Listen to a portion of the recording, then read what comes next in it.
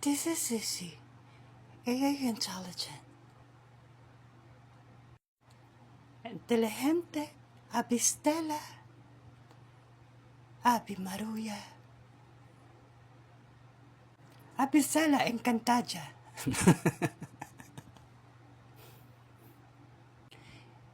Iskirikiri kapudtrip. Española,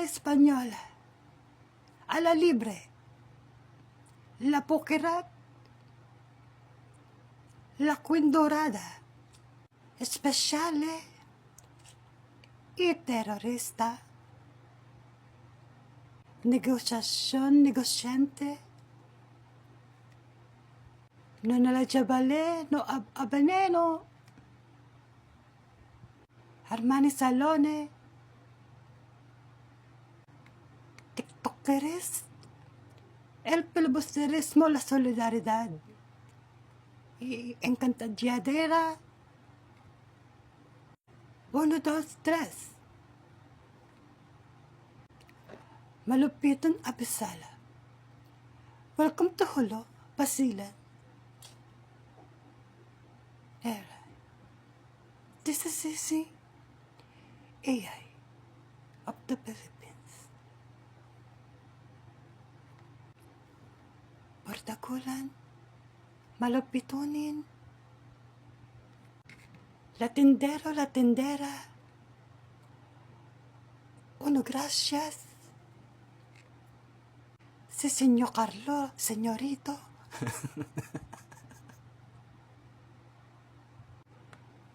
Spongebabi, la Fat Boracay, si señor Viva, Nazareno.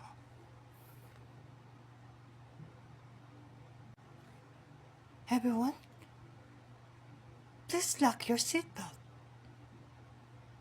This is Sissy, AI intelligent. Lilipad na tayo. Maganda naman kasi pala, Derek. Pero parang naiba yung script, diba? Kasi kinamitan nyo ng AI script writing. Paano na yung sinulat ni? Hello, Derek. Mas lalo akong gumaganda. Talaga. Shoutout sa mga Kardashian. Diba? Yung mayaman ka na, lingkod ha. Ang ganda-ganda mo naman ngayon. Para kang bumili ng pansupsup sa muso, diba? Yung fish. Sosyal, mayaman na. Louis Vuitton yung gamit mo. Yung pansupsup dito. Louis Vuitton? Ang sosyal, meron na nun.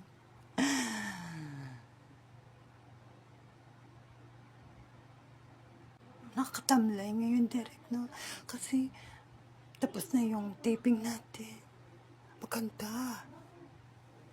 Napakasosyal. Lalo ng mga artista natin, ang gagaling. Subok na, di ba? Ang gusto ko nga, talagang bumila pa ako ng tunay na robot. Yung lalaki ni Voltes 5. Lalaki ni ng Transformer ng Bumblebee. Diba? Para pag uwi, hindi sasakay. Kahit ikaw pa mag-drive kay Bumblebee, diba? Sarap nun. Tapos pag may sagabal, pambulin mo, diba? Alis. Bip. Ganon. So, ang ganda sana, diba? Dahil ng mga busina nung lalakas. Ganon. So, bibili ako ng malalaking robot. Papunduhan ko pa nga sana siya.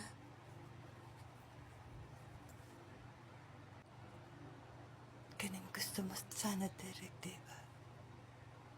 Kasi hindi natin na-afford yun. Afford ba natin yun? Tatanong ko sa'yo, may pera ka naman yata. Kung may pera naman ako, hindi ko naman sasabihin sa inyo kasi para yun sa production natin. Maganda yung mga materials natin, maganda yung mga sequences ng mga, lalo mga special effects, diba? Hindi siya masasabihan na kuripot yung nag-direct or producing. Yung producer, yung produce na ginawa natin na productivity, nakaka-mentality. Sa bagay, ganun, diba? No? Kailangan mo din ng pag-supplement. Kasi nakakapagod naman kasi. Diba, no? Tapos ako pa yung nagreklamo. Pasensya na kayo, ha. Kasi, ganun lang talaga eh. Kumbaga, kakaya-kayanin ko kayo kasi kung hindi ko kayo kakayanin niyo ako. Eh, wala na magdidirect. Paano kung hindi tayo kumita? Buti may ipon pa ako, diba? Kaya, intindihin mo na lang. Pautangin kita, gusto mo? Ay, hindi na. Ganyan tayo, magkakasama, mayayaman. Pasalamat tayo kay Junjun, diba, Derek, no? Kasi, at least, may mayaman tayong kaibigan. Naging mayaman tayo dahil sa kanya. Bongga kasi siya. Kumbaga, ay, hello, Derek. Kumusta na kayo? Mabiro ko lang kayo, ha? Sa totoo lang, Derek, I'm so proud. Talaga, salamat. Kasi talagang sadyang mayaman lang ako talaga. Maladiamante. Kumbaga, yun ang gusto ko. Na maatim ng mga nakakasama ko sa buhay. Kasi, kung sa iba ka lang, diba? Bukas, siguro, marahil, ano? Diba? Oo nga. Ha?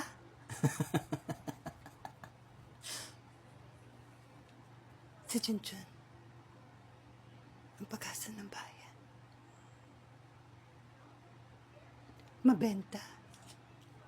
Masagana. Kapag kumapit ka sa kanya. Hindi siya cancer. Hindi siya crab mentality. SK siya ng sangguniang kabataan.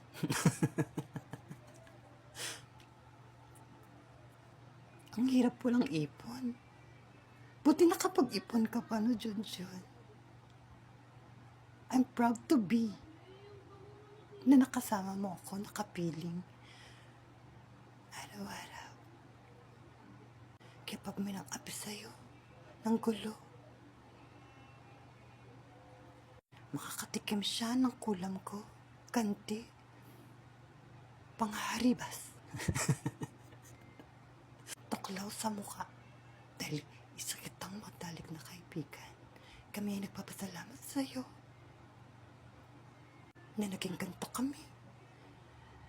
Na sumagana ang aming buhay. Ngunit may something. Pag nakakasama mo si Junjun, parang bibigay mo na lang yung pera niya. Kasi bukas ang sakit na ng tenga mo, di ba? Sakit ng tenga mo, sakit ng balakang mo, sakit ng mata mo. Pero, makaka-enjoy na yung pogi, di ba, Derek? Sabihin ko na lang sa sarili ko, sana si Junjun lagi kasama ko.